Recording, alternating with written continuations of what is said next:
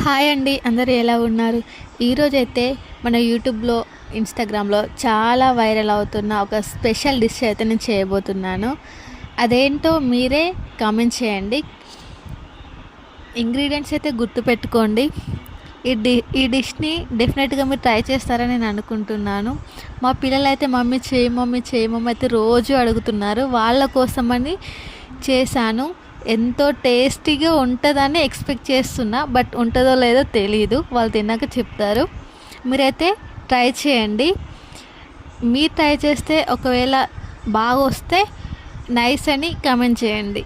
Thank you all.